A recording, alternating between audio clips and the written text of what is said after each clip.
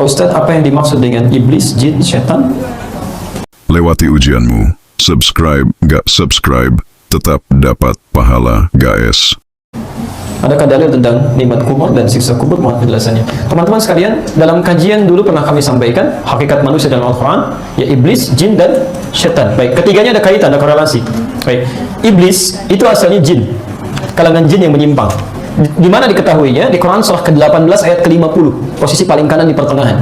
Wa idh qulna lil malaikati isjudu li Adam fasajadu illa iblis kana minal jinni fafasaqa an amri rabbih.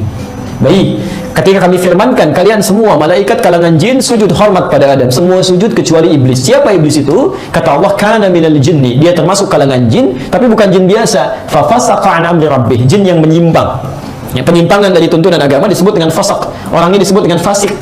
Ya, pernah dengar orang fasik? Fasik itu yang keluar dari ketentuan agama. Jelas ya? Baik, maka jin menyimpang ini disebut dengan iblis. Ya. Kenapa dia menyimpang? Karena ada perasaan sombong dalam dirinya. Quran surah ke-7 ayat ke-12. Ya, ma mana'aka alla tasjuda id amartuk. Hei, kenapa kamu tidak mau sujud ketika saya perintahkan? Kata Allah, bukan sujudnya yang penting, tapi saya perintahkan. Saya ingin lihat kamu taat tidak pada saya. Ya. Di saat kita sholatnya, saat sholat kita tunaikan pun, Allah nggak butuh dengan sholat kita. Tidak butuh, semuka bumi tidak sholat, tidak akan menurunkan status Allah sebagai Tuhan.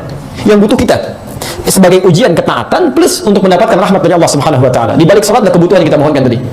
Nah, kenapa dia tidak mau salat? Diteruskan ayatnya. Tidak mau sujud kepada Adam.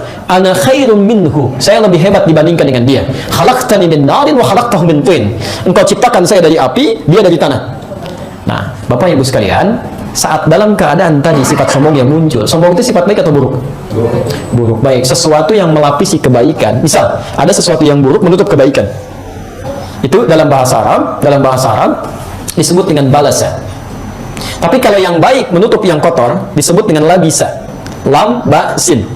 Makanya pakaian disebut dengan libas, karena diantara fungsi pakaian ini menutup aurat yang tampak dari diri kita. Ya, hal-hal yang tidak disukai. Jelas ya? Disebut dengan libas. Baik, sebaliknya yang kotor menutup yang baik disebut dengan balasa. Iblis kenapa dinamakan dengan iblis? Karena pada saat itu dia tertutup oleh sifat-sifat keburukan. Jadi kebaikannya ditutup oleh sifat buruk, sifat sombong tadi. Ya. Baik, makhluk ini kemudian disebut dengan nama baru, namanya apa?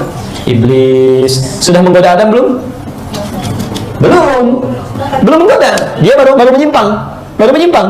Makanya ketika dia menyimpang, oleh Allah diklarifikasi, kenapa kamu begitu? Mudah bagi Allah untuk menyimpulkan, kamu sombong, kamu keluar dari sini.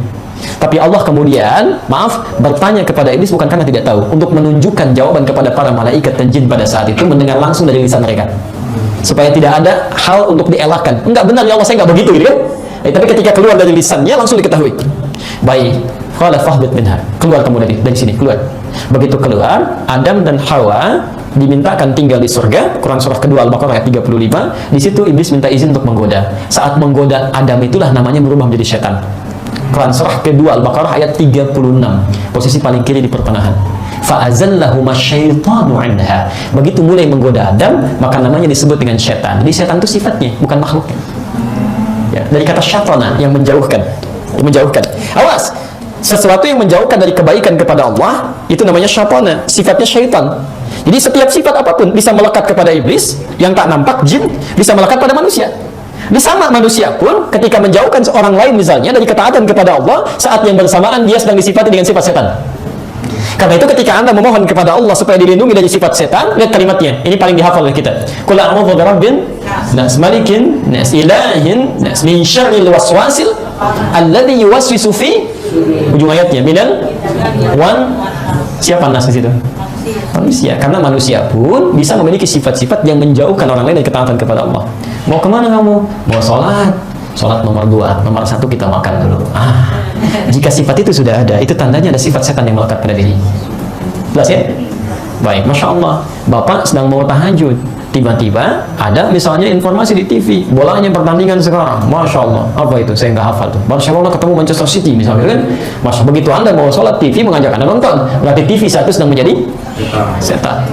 Ibu mau tahajud, begitu mau tahajud kata suaminya, "Mah, sini dulu temani Papa nonton." Masya Allah, sejak itu Bapak sedang menjadi, bukan saya yang bilang.